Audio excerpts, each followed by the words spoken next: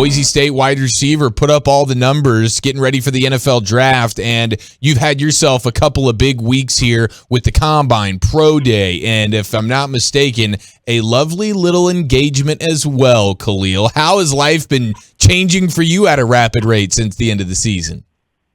No, it's been pretty crazy, but it's been a blessing as well. Just the position that I'm in right now, and a dream come true to be able to play in the NFL and that here in the next 3 weeks or so. I'm blessed to be here. It's been a pretty hectic past couple of weeks. As you mentioned, I got engaged, so that was a blessing in itself right there. But no, man, I'm just happy to be where I'm at, and happy that things are falling into place, and God willing, with the draft coming up, I'll end up where I'm supposed to be.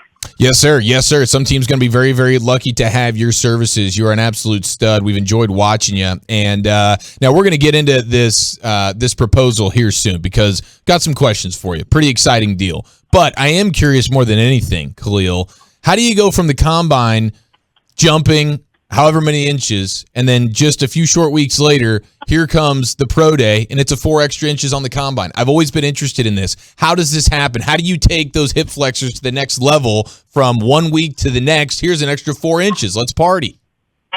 Yeah, it's just a lot of stretching, to be honest, to open up those hips, and a lot of leg lifting. So I came back to Boise right after the Combine and got right with my strength and conditioning coaches here in Boise.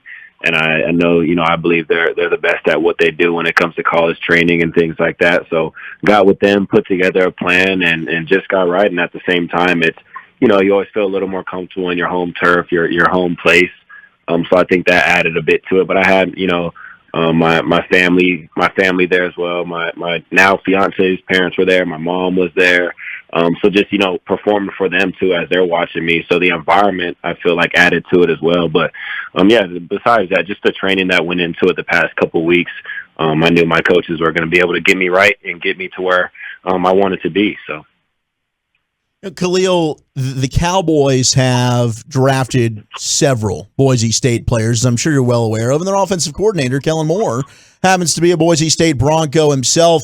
What was the visit like with the Cowboys, if you don't mind sharing that with us? And Kellen, is he still royalty at Boise State?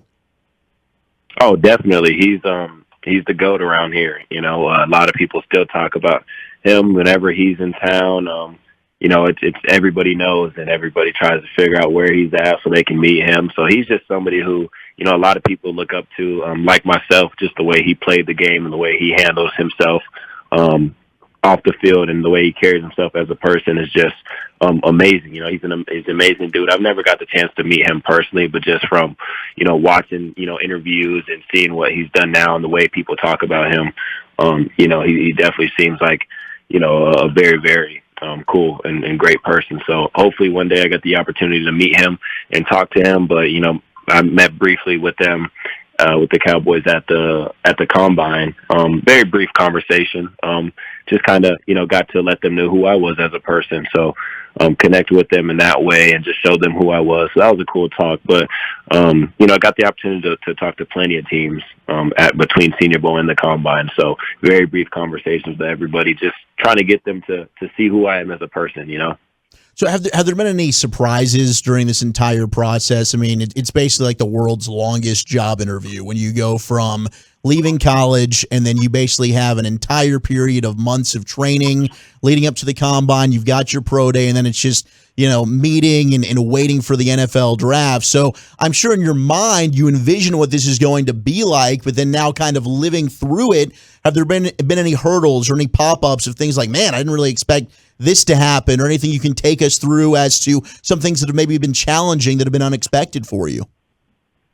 Yeah, I mean, it's very challenging as far as, you meet with teams. Like now it's just a lot of Zoom calls with teams, depending on who wants to have that conversation with you. And you kind of got to just, some teams put you through install. Some teams want you to explain your offense. For me, it was the offense here at Boise State and pulling up clips and kind of have to explain everything to them. But I would say that the biggest challenges have been, teams putting through installs, and you got to make sure that, they test you at the end of the call. So you have to make sure that as you're listening to them, you remember what they taught you, and, just try and ace that test at the end of the Zoom call. So it's definitely been, very, very challenging, but nothing has been a surprise, as far as I've had a lot of teammates, a lot of, brothers who went through the process and have kind of let me know, what I should expect and what I should expect from these teams. So definitely not a surprise, but when you're living it and you're going through it yourself, it's definitely very, very challenging. You're just going to have to, be on your P's and Q's at all times and make sure that, you answer everything to the best of your ability. So Boise State's become quite an NFL pipeline. Who's the closest current or former teammate that you would say that's gone through this that you still keep in touch with? I still keep in touch with Avery Williams and Curtis Weaver. Very nice. Okay, very good. Those are two guys. Yeah, Avery doing what he did this past season with his return grade and on the Falcons. So that's been watching him has been insane, and Curtis over there with the Browns. So those are guys that I've always looked up to and just admire the way they handle their business. Outstanding. We have current NFL draft prospect and former Boise State wide receiver super stud, Mr. Khalil Shakir, with us here via the Diamond Factory fan hotline here in the Nosebleed Seats.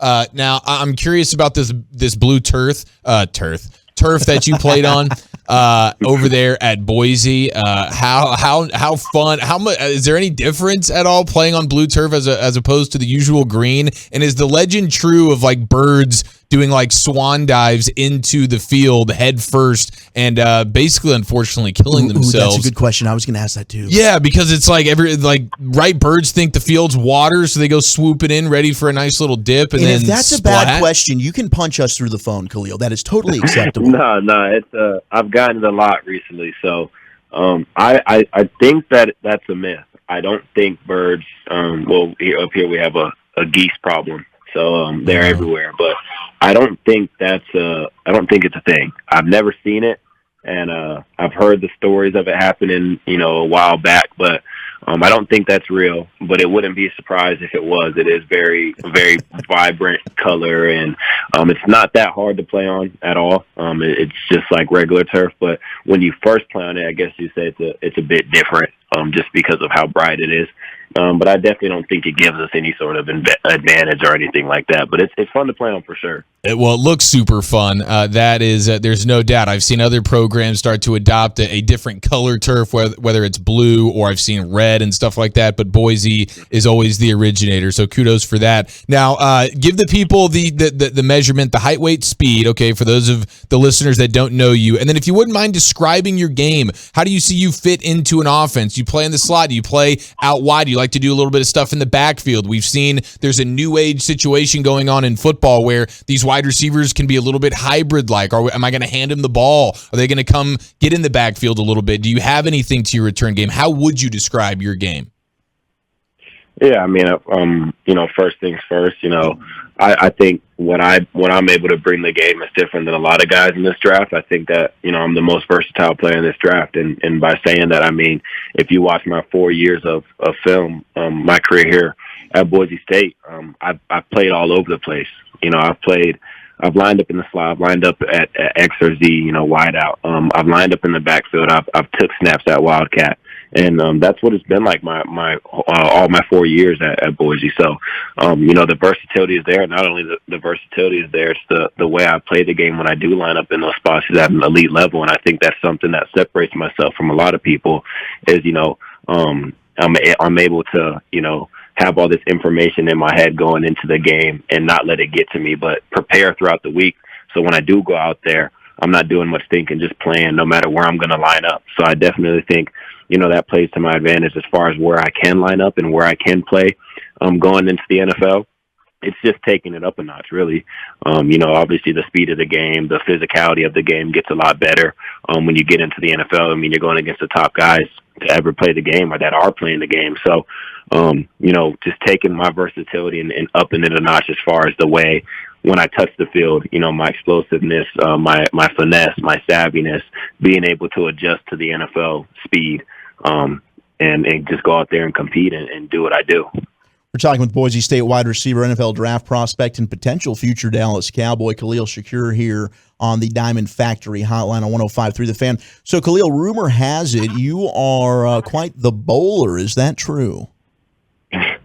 I'm all right. I'm all right. A lot of people have gassed it lately, and I realized that I've probably put that on myself the way I talk about bowling. But I would say I'm pretty decent. All right, here's all I need to know, Khalil. Do you have your own bowling bag and bowling ball, sir?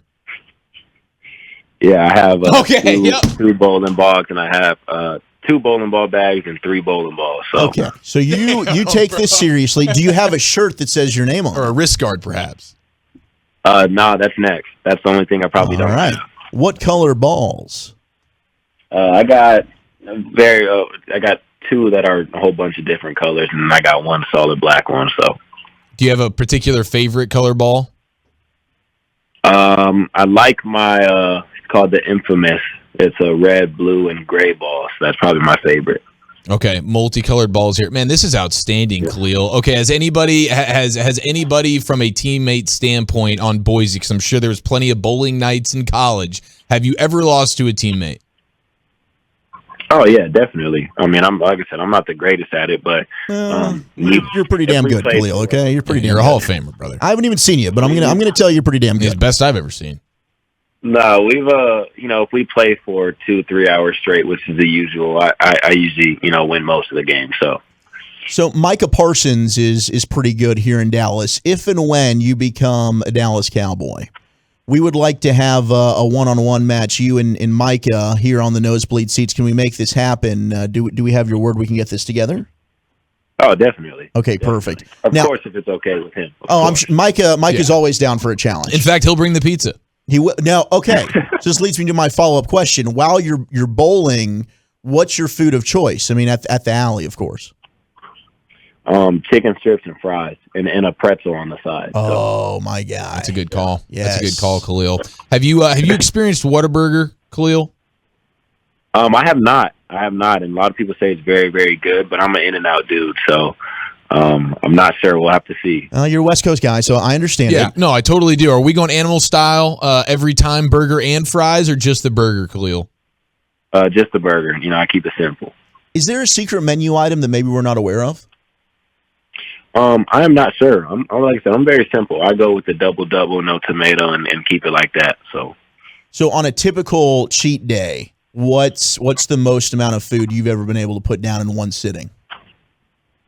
I actually don't eat much, except for recently my mom was in town and made a whole bunch of fried chicken. So I've been eating leftovers for the past couple of days. So that's probably nice. On my cheat days, I'll probably try and, get a couple plates into that. Oh my God. Cheat days with mama. There really is nothing better, but good God. I mean, yeah, it looks like, Khalil, you've never even thought about a cheat day. Okay. When I see these arms of yours, you're vascular, you're lean, you are ripped up like Rambo, sir. I'm curious, we just saw DK Metcalf talking about 1 coffee, 1 meal, and like 4 bags of candies. Okay. It angered everybody. Rightfully so. What are you consuming on a daily basis? And please, God, tell me what your body fat percentage is. I'm fawning. I apologize. In a normal day, typically start the day off with just a bowl of oatmeal or something like that. And then I kind of switch what I eat up every single day. It's not something that I'm set on every single day. But recently, I've been pretty good at just eating chicken and rice. But as far as, the candy, I got to have, at least a couple handfuls of candy a day. My sweet tooth is pretty bad, as far as I got to have a bowl of ice cream too every night. Ooh. So the sweets are definitely there. But as far as like actual food, I try and stick to, just plain simple chicken and rice as much as I can. Well, I can tell, man. Like I said, the vascularity is outstanding. What's the body fat percentage, Khalil? Don't be shy. About 5%. About 5%. What's the go-to flavor of ice cream? Right now, I got from Cold Stone coffee flavored ice cream with brownies and the little Reese's Pieces chunks in them. Dude, the brownie chunks. Does it get any better than the brownie chunks, Khalil? I mean, my God, man. That's a good call. Yeah, no, that's good.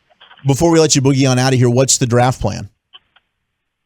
Right now, yeah, I'm probably gonna fly down to Florida. My grandparents are down there, and they've been a big part of this journey. So, as far as that, I'll be down there in Florida, Pensacola, Florida, and just having the family get together, and everybody that's helped me get to where I'm at today will be there, and it's just gonna be a fun little thing with the family. Man, that is a beautiful thing. The family just got, well, a little bit bigger, Mr. Khalil, because Walchuk got a little bit quick there, quick trigger. We can't let you go. I thought we cannot let you go without the proposal. Got to get some sort of proposal story here for you. So you proposed to your lovely now fiance the day before the pro day, correct? So you're like, if I'm going to run as fast as possible, I got to get this weight off my shoulders. I got to get this off my chest. Here, let's pop the question. Yeah, no, that was something I'd been thinking about for 2-3 months already. Before the Senior Bowl, just was stuff that I had just been thinking about. Was just what she's done for me and the way she's supported me throughout the past year and a half has been nothing but a blessing. And decided to make it official the day before pro day. Her parents were in town, my mom was in town, so tried to keep it as much as a surprise as possible. So took her up to this little place called Lucky Peak here. It has nice viewpoints, and decided to do it the day before pro day. And it was just something that I had to do. A lot of people are like, why would you do it before pro day? Don't you got to, focus on that? Or are you thinking about that? For me, it was a lot different where I'd be, mid combine or, working out, and I would just think about, proposing to her. So it's something that I had to do. I mean, I think that's probably why, I jumped 4 inches higher too. It could have been just, anything that was on my mind was off now. So as far as proposing, I did that and went in. She said yes, of course, and that was something that I was a little scared because there was a brief moment to where when she turned around and I was on my knee, we just stared at each other for a couple of seconds. Oh, no. So, it was, I'm not going to lie, I blacked out and I forgot what to say. I had a whole script going into it of what I wanted to say, and she turned around, I blacked out and don't know what I said, but no, she said yes. So that was the only word I heard at the end of it.